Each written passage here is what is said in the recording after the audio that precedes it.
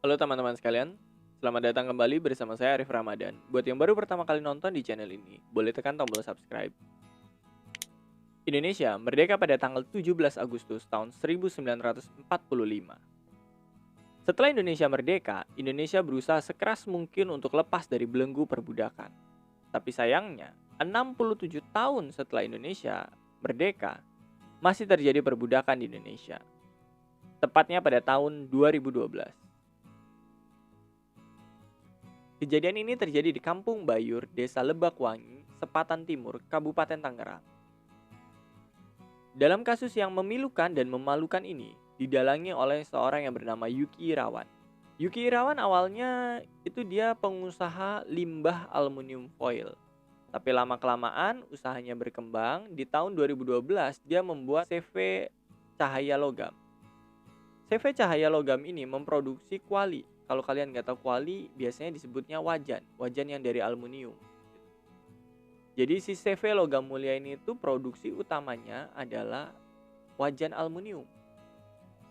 Karena usaha ini begitu menjanjikan, akhirnya Yuki Irawan mulai merekrut banyak karyawan. Awalnya dia merekrut dari warga-warga sekitar dari tempat itu. Tapi banyak warga yang tidak mau bekerja di situ karena beban kerja yang terlalu berat dan tidak sebanding dengan gajinya. Akhirnya, karena susah untuk mencari pegawai di daerah sekitar, Yuki Wirawan berinisiatif untuk mencari karyawan dari daerah lain. Akhirnya Yuki Irawan ini minta bantuan kepada dua temannya, yaitu Usman dan Taufik, untuk mencarikan karyawan dari luar daerah. Akhirnya Usman dan Taufik ini mencari di daerah Cianjur dan Lampung. Setelah lama-kelamaan, akhirnya mereka berhasil ngumpulin sekitar 30 orang untuk jadi karyawannya. Tapi cara mereka cari karyawan ini tadi itu dipenuhin banyak tipuan. Mereka awalnya kayak ngiming-ngiming ya kan, kalau misalkan kerja di tempat ini nanti kamu bakalan digaji 1.500.000. Yang pada masa itu UMR-nya memang 1.500.000 di daerah Kabupaten Tangerang itu, ya kan. Akhirnya kan kayak banyak yang ikut, mau segala macem gitu ya kan. Dijanjiin juga nanti di sana tempatnya nyaman, kerjanya nggak berat, ini segala macam gitulah pokoknya yang manis-manis. Tapi kenyataannya waktu mereka pertama kali sampai di tempat Yuki Irawan tadi, mereka digeledah. Barang-barangnya diambil kayak HP, baju, ini segala macam. Pokoknya semua barang-barang mereka diambil. Hanya disisain baju yang melekat di badan mereka. Setelah itu besok mereka langsung disuruh kerja. Gitu. Mereka tinggal di mes yang disediain. Gitu. Tapi di hari pertama mereka kerja, mereka langsung ngerasa ada yang aneh. Ada dua aparat Brimob yang datang terus ngebriefing mereka. Selama kerja di sini, jangan ngelakuin hal yang aneh-aneh gitu. Akhirnya, setelah hari pertama mereka kerja selesai, mereka langsung dibawa masuk ke dalam mes terus dikunci dari luar. Nah, keanehan gak cuma dari situ aja. Selama mereka kerja ya kan, mereka sering dimaki-maki dan dipukul gitu. Mereka juga nggak dikasih makan yang layak, mereka sehari dikasih makan 2 kali. Tapi lauk yang dikasih hanya nasi dan garam atau nasi, tahu dan tempe. Jadi makanannya ini nggak bergizi sama sekali ya buat mereka gitu. Akhirnya setelah banyak siksaan ini segala macem ya kan, ada beberapa orang yang nggak tahan dan berusaha melarikan diri. Nah waktu mereka melarikan diri, dua aparat Brimob tadi ini tuh langsung ngejar dia, terus habis itu ditangkap, dipukulin. Setelah dipukulin dia diteriakin maling begitu. Nah setelah diteriakin maling, akhirnya banyak warga yang datang gitu. Terus si orang yang ditangkap ini tadi tuh ngaku kalau dia bukan maling begitu. Dia cuma pekerja buruh yang nggak tahan dan kabur gitu. Tapi setelah tahu ya kan masyarakat langsung bubar begitu aja. Mereka juga ngerasa aneh ya. Ini yang aneh, warga-warga di situ nggak ada yang satupun ngelapor atau ngelihat keanehan gitu. Akhirnya orang yang ditangkap ini tadi itu dijadiin contoh untuk teman-temannya. Waktu dia ditangkap, dia dibawa balik, dia dipukulin, habis itu dia disekap di WC selama sehari. Besoknya dia disuruh kerja lagi. Dan teman-temannya langsung di briefing sambil bawa pistol terus ditodong ke mereka, ditembakin ke lantai, dikasih tahu, jangan macam-macam, jangan berusaha untuk kabur. Kalau lu berusaha untuk kabur nanti dibunuh, setelah dibunuh mayatnya dibuang aja gitu ke laut. Karena mereka ini notabene datangnya dari kampung, mereka ini jadinya takut sama aparat, apalagi mereka ditodong pakai senjata. Penyiksaan mereka ini tetap berangsur-angsur begitu ya kan. Mereka hanya tinggal di kamar 6 kali 8 meter, isinya 30 orang gitu. Tempatnya pengap, nggak ada ventilasi, ya kan, tempatnya kotor, lembab, gelap gitu. Terus di sana juga kamar mandinya jorok banget gitu. Ditambah lagi waktu pertama kali mereka masuk tadi kan barang-barang mereka tuh diambil, digeledah gitu. Mereka cuma disisain baju yang nempel di badannya. Jadi mereka tuh nggak ganti baju selama berhari-hari. Bahkan kalau misalkan dia udah kayak nggak tahan sama bajunya, bajunya tuh malam dicuci, besok pagi pastinya nggak kering. Ya orang nggak ada apa-apa, kipas nggak ada gitu ya kan. Nggak kering terus besok mereka ya udah pakai lagi baju yang ada gitu. Nah bukan cuma itu juga, mereka juga nggak bisa mandi bersih gitu. Selama mereka di situ, mereka nggak dikasih sabun. Sebenarnya mereka dikasih sabun, tapi bukan sabun untuk badan. Mereka dikasihnya sabun colek, jadi mereka disuruh mandi pakai sabun colek. Nggak disediain sampo, nggak disediain odol sama sikat. Mereka juga nggak dibiarin keluar dari lingkungan itu. Mereka benar-benar disekap di ruangan itu, terus habis itu kalau misalkan besoknya pagi, mereka disuruh kerja. Setelah kerja selesai, mereka suruh masuk ke kamar lagi, terus dikunci dari luar. Kebayang nggak sih gimana rasanya hidup kayak mereka? Akhirnya karena hal ini, mereka banyak yang ngidap penyakit kulit kayak panu, gatal-gatal, kadas, kurap, semuanya mereka alami. Pokoknya penyakit-penyakit kulit yang disebabkan oleh gaya hidup mereka yang jorok. Joroknya di sini bukan karena mereka jorok, tapi memang mereka nggak disediain gitu. Baju aja cuma satu yang dipakai selama berbulan-bulan gitu. Dicuci belum kering, besok dipakai lagi. Gimana mereka nggak ngalamin penyakit kulit? Dan dalam hal ini ya, mereka tuh udah nggak betah banget tapi nggak berani buat kabur karena tadi diancam sama dua aparat BRIMOB itu. Bukan cuma dua aparat BRIMOB, ada juga aparat kepolisian yang ikut di dalam hal ini. Oh iya, lupa gue sebutin. Selain Yuki Irawan tadi ini ketuanya, ada para mandor di situ yang kayak jadi antek-anteknya Yuki Irawan ini. Mereka juga yang gue nggak habis pikir ya, mereka kan juga pekerja gitu. Kok mereka ngelakuin pekerja lain kayak parah banget gitu. Padahal mereka juga pekerja, bukan pemilik begitu. Nah, si para mandor-mandornya ini tuh suka nyiksa para buru-buru itu tadi, ya kan? Yang dipukul kalau mereka nggak dapat target. Just information. Kayaknya usahanya ini udah cukup maju. Jadi dalam satu hari mereka ini ditargetin harus dapat 200 kuali, 200 wajan gitu. Nah, jam kerja mereka ini juga dari jam setengah 6 pagi sampai jam 10 malam. Lu bayangin kalau misalkan kita sekarang kerja di tahun 2021 yang kerja di pabrik-pabrik biasa, kerja dari jam setengah 6 pagi sampai jam 10 malam, udah belasan juta gaji kita gara-gara lembur. Tapi enggak buat mereka. Yang tadi kan awalnya mereka masuk kerja tuh dijanjiin gajinya bakalan UMR 1.500.000. Ya pasti banyak yang suka dong ya kan. Tapi udah mereka disiksa kayak begitu tadi, ternyata gaji mereka juga nggak dibayar-bayar.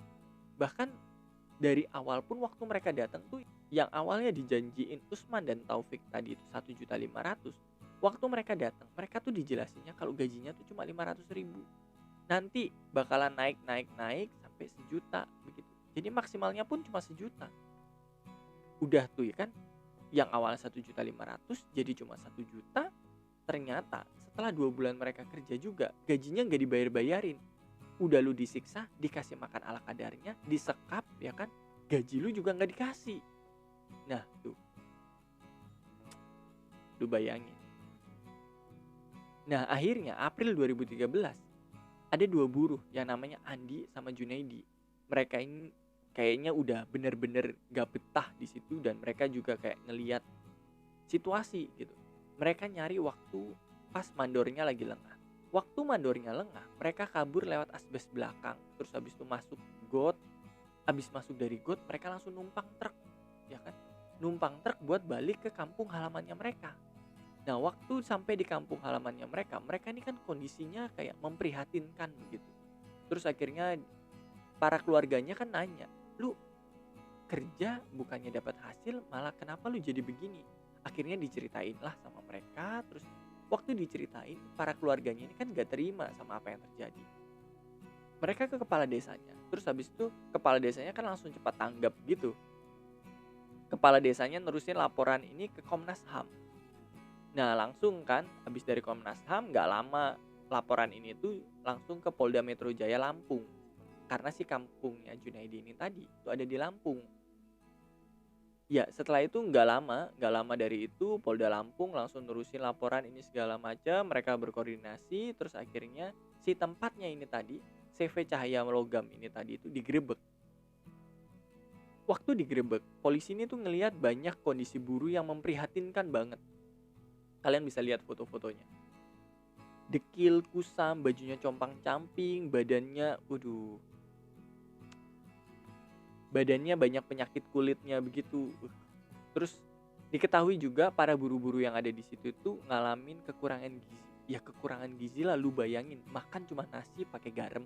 Kalau nggak gitu nasi pakai tahu sama tempe. Itu juga jarang. Terus kan yang parah tempatnya itu loh jorok begitu. Tempatnya tuh kotor begitu. Ya, pasti mereka tuh penyakitnya udah banyak komplikasi gitu. Akhirnya setelah hal ini tadi itu ramai diperbincangkan di publik, ya kan. Serikat buruh ikut juga join untuk ngedemo ini segala macam. Diketahui banyak fakta-fakta. Kalau ternyata si tempat usahanya Yuki Irawan ini tadi, CV Cahaya Logam ini tuh nggak ada surat izin industrinya. Jadi ini tuh sebenarnya kayak bodong gitu. Nah, diketahui juga kalau ternyata kepala desa di situ itu masih satu saudara sama Yuki Irawan ini. Makanya nggak ada yang lapor gitu. Kayak ya udah dibiarin aja. Meskipun si usahanya ini tuh nggak punya surat izin industrinya, ya kan? Tapi dibiarin aja begitu kan. Bukan cuma nggak punya surat izin industri, si usahanya ini tuh kan pasti ngehasilin banyak limbah begitu kan. Seharusnya kan kayak diselidiki terus ditutup gitu kan, sebenarnya banyak komplainan dari warga. Tapi karena kepala desanya ini masih satu saudara, jadi ya dibiarin aja sama mereka. Nah, masalah Brimob tadi itu, ternyata dua Brimob ini tuh temennya Yuki waktu sebelum mereka jadi Brimob. Jadi setelah mereka jadi Brimob, ya udah mereka bantuin Yuki buat kayak neken buru-burunya ini tadi juga gitu. Warga juga nggak ada yang komplain gitu, karena warga tahu kayak usahanya ini tuh backingannya banyak gitu. Jadi mereka lebih milih buat diem aja gitu. Serikat buruh juga neken buat kasus ini biar cepat diselesaikan. Akhirnya pada bulan Maret 2014, si Yuki Irawan ini tuh dijatuhi vonis 11 tahun penjara atau denda 500 juta rupiah. Bukan cuma Yuki Irawan aja ya, ada 4 mandor juga yang dijadiin tersangka dalam kasus ini. Ya, cuma itu aja sih ceritanya.